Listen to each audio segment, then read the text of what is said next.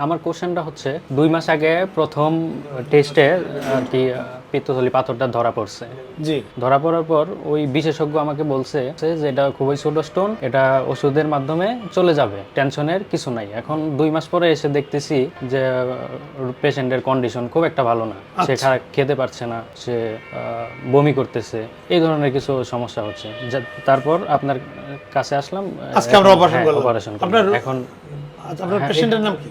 ফারজানা। এই যে ফারজানা। জি।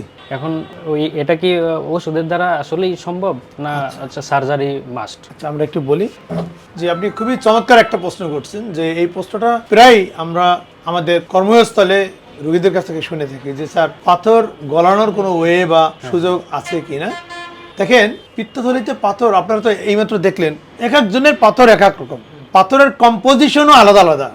কিছুটা মিক্সড স্টোন, কিছু পাথর হয় ইনফেকশনের কারণে, কিছুটার ভিতরে কোলেস্টেরলের মাত্রা কম, কিছু পাথরের ভিতরে কোলেস্টেরলের মাত্রা অনেক বেশি। গবেষণায় যেটা বলে, যদি এমন হয় যে পাথরগুলো কোলেস্টেরল দিয়ে তৈরি হয়েছে এবং সাইজে খুব ছোট, প্রথম কিছুদিন ট্রাই করা যেতে পারে, মেডিসিন আছে।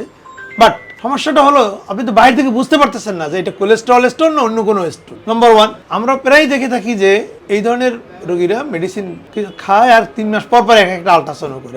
এমনও রোগী পেয়েছি যে প্রতি মাসে একটা আল্ট্রাসাউন্ড করে। আমার কাছে একজন রোগী এসেছে লাস্ট 250 আল্ট্রাসাউন্ড করা। আসলে এইগুলো কেন করে রোগীরা? মূলত অপারেশনের প্রতি ভয় বা ভীতি থেকে, যে রোগীর জ্ঞান ফিরবে কিনা।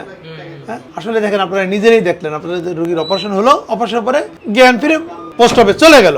জ্ঞান ফেরা নিয়ে কোনো কোয়েশ্চেন নাই। আমাদের বাংলাদেশের যে অ্যানাস্থেসিওলজিস্টরা কাজ করছেন, অত্যন্ত দক্ষ, স্কিল এবং অভিজ্ঞ। আর যখন আপনারা কোনো রোগীকে হসপিটালে সার্জন এবং অ্যানাস্থেসিওলজিস্টের কাছে দিয়ে দেন, তারা তাদের দায়িত্বটা সম্পূর্ণভাবে নিয়ে নেন যে এই সেফলি রোগীকে কিভাবে বাসায় পাঠানো যায়। কথা বুঝতে পারছেন? এই যেটা বলছিলাম যে ভীতি থেকে মূলত বিকল্প চিকিৎসার সন্ধানে তারা থাকে এবং নিয়ে থাকে, কিন্তু আলটিমেটলি কোনো লাভ হয় না। যেটা আপনার যে প্রশ্ন হচ্ছে, কোলেস্ট্রল স্টোন মাঝে মাঝে কিছুটা রিমুভ হয়, তবে ম্যাক্সিমাম ক্ষেত্রেই যায় না, ম্যাক্সিমাম ক্ষেত্রেই যায় না। এই জন্যই বলা হয়, যদি পাথর দিয়ে কোনো রোগীর উপসর্গ থাকে, অবশ্যই অপারেশন করিয়ে নেওয়া উচিত। কখনই কোনো ধরনের বিকল্প চিকিৎসায় না যাওয়া উচিত। মেডিসিনের দ্বারা কমলে ওইটা আবার পুনরায় হওয়ার সম্ভাবনা আছে? ডেফিনেটলি হওয়ার সম্ভাবনা থাকবে। কেন?